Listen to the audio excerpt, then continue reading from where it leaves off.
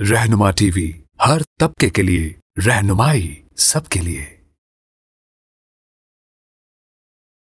रहनुमा टीवी को सब्सक्राइब करने के बाद बेल आइकन पर क्लिक करना ना भूलें। जहां दीनी और मजहबी शख्सियात की सरपरस्ती रही है, हमारे इस प्रोग्राम की सरपरस्ती बहुत से सियासी और समाजी शख्सियात ने भी की है। मैं इन तमाम हजरात का तहे दिल से शुक्रगुजार हूँ, इन तमाम सियासी और समाजी शख्सियात का, कि उन्होंने हर मौके पे हमारे साथ ताउन किया।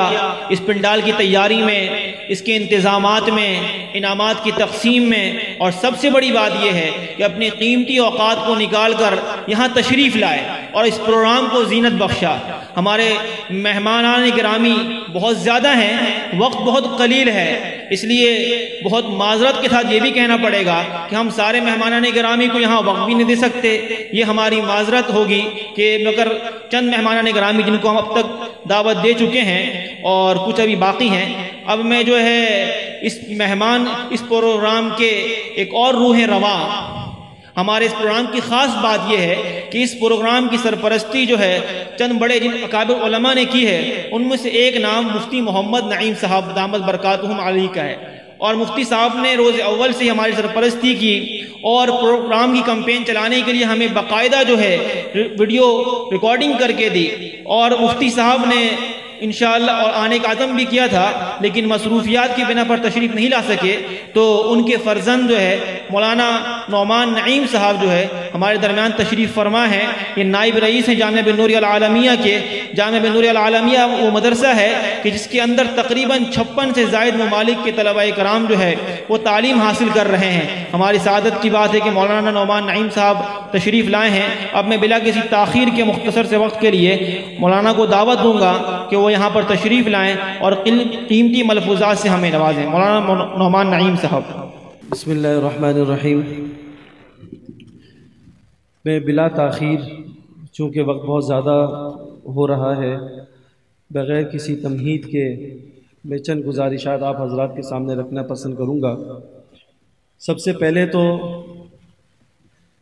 मुबारकबाद के मुस्तहिक़ इस वक्त वो असातिज़ा इकराम हैं जिन्होंने बच्चों को बेहतरीन किस्म की तैयारी करवाई।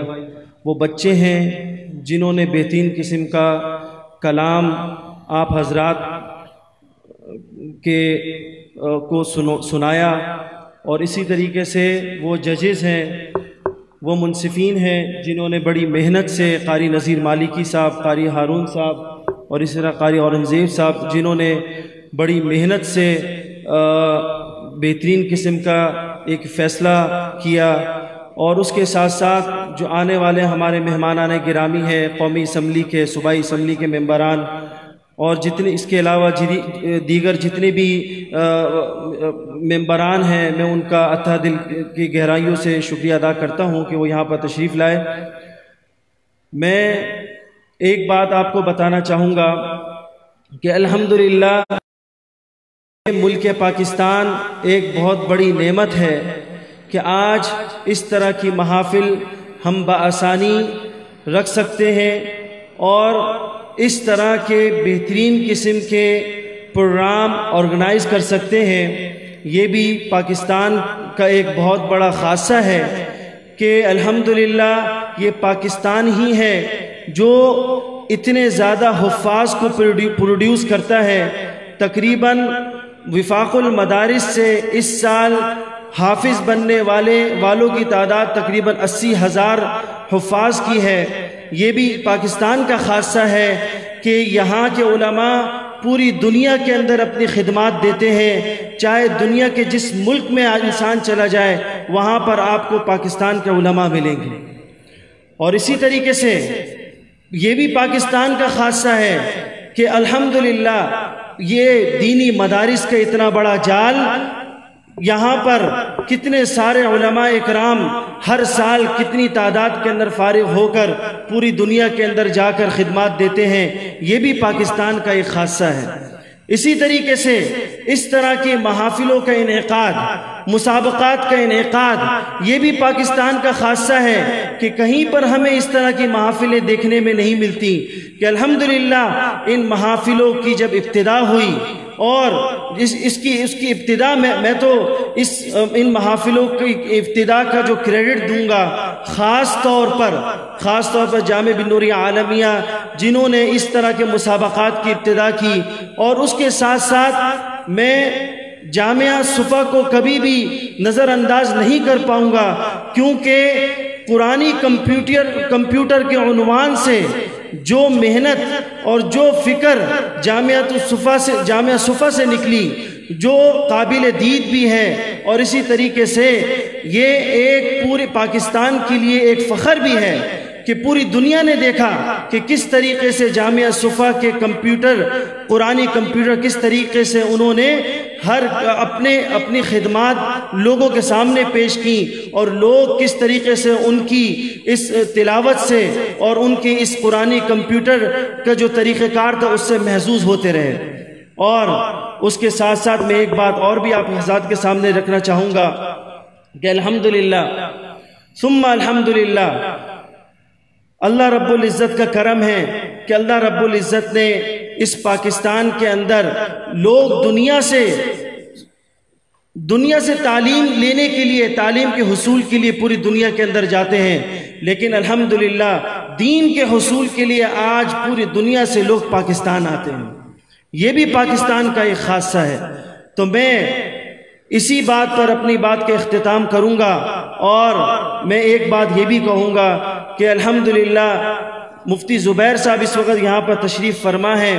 مفتی زبیر صاحب الحمدللہ پوری دنیا کے اندر جانی پہچانی شخصیت ہے کہ جنہوں نے جامعہ صفا کے انتظام اور انصرام کو، اور اسی طرح قرآن کے اوپر جنہوں نے اتنا زبردست کام کیا، یہ بھی قابل دید ہے۔ اور میں اللہ رب العزت سے دعا کرتا ہوں کہ اللہ رب العزت ہمارے اس محنت کو، اس کاوش کو قبول فرمائے، اور خاص طور پر انصار ایجوکیشن ویلفیئر والے اور ان کے جتنے بھی منتظمین ہیں، ان کے آرگنائزرز ہیں، مولانا ثاقب جتنے بھی اس پروگرام کو آرگنائز کرنے والے لوگ ہیں، میں ان کا بھی مشکور ہوں کہ انہوں نے ماشاءاللہ اتنے بہترین انداز میں، خوبصورت انداز میں اس پروگرام کو آرگنائز کیا کہ اس اورنگی ٹاؤن کے اندر پورے 4 چاند لگا دیے۔ اور الحمدللہ MQM پاکستان کا بھی میں مشکور ہوں کہ انہوں نے اس پروگرام کے اندر اس کا حصہ بن کر یہ بات ثابت کر دی کہ قرآن کی محبت آج ہم سب کے دلوں کے اندر ہے۔ قرآن سے جو ہے ہم سب کے دل تر و تازہ ہیں۔ اور ایک واقعہ میں سنا کر آپ حضرات کے سامنے اپنی بات کا اختتام کروں گا کہ قرآن جس طریقے سے سنانا سنت ہے، اس طریقے سے قرآن کا سننا بھی سنت ہے۔ آپ حضرات کتنے گھنٹوں سے یہاں پر قرآن سن رہے۔ ایک حدیث میں آپ کو سناؤں گا کہ آپ علیہ الصلوۃ نے فرمایا من احب ان یقرأ القرآن غضا، کہ اگر کوئی شخص، ابن مسعود رضی اللہ تعالی عنہ کے بارے میں فرمایا کہ اگر کوئی شخص یہ چاہتا ہے، یہ پسند کرتا ہے کہ قرآن کو اس طریقے سے پڑھے، اس انداز میں پڑھے کہ جو قرآن وہ تازہ اتر رہا ہو، تازہ قرآن اتر رہا ہو، تو اس کو چاہیے کہ ابن مسعود رضی اللہ تعالی عنہ کی طرح قرآن کی تلاوت کرے۔ قرآن جس طریقے سے پڑھنا ثواب ہے، اسی طریقے سے قرآن کو سننا بھی ثواب ہے۔ موسیٰ اشعری رضی اللہ تعالی عنہ کے بارے میں آتا ہے کہ ایک مرتبہ اپنے گھر میں تشریف فرما تھے حضور علیہ السلام، وہاں سے حضرت عائشہ رضی اللہ تعالی عنہ کے ساتھ وہاں سے ان کا گزر ہوا، آدھی رات کا وقت تھا، حضرت عائشہ اور آپ علیہ السلام وہیں پر ٹھہر کر رک گئے، قرآن کی آواز ان کی کانوں کے اندر اتر رہی تھی، وہیں پر اتر کر قرآن کی آواز سننے لگے۔ صبح ہوئی، حضور علیہ السلام نے موسیٰ اشعری کو بلایا اور فرمایا کہ رات کو میں اور عائشہ آپ کے گھر کے پاس سے گزر رہے تھے، اتنی بہترین انداز میں آپ تلاوت کر رہے تھے کہ میں وہاں پر کھڑے ہو کر آپ کا قرآن سننے لگا۔ موسیٰ اشعری فرمانے لگے رضی اللہ تعالیٰ عنہ کہ اگر مجھے پتا ہوتا کہ آپ میرا قرآن سن رہے ہیں تو میں اور بہترین انداز میں کلام پاک کی تلاوت کرتا ہوں۔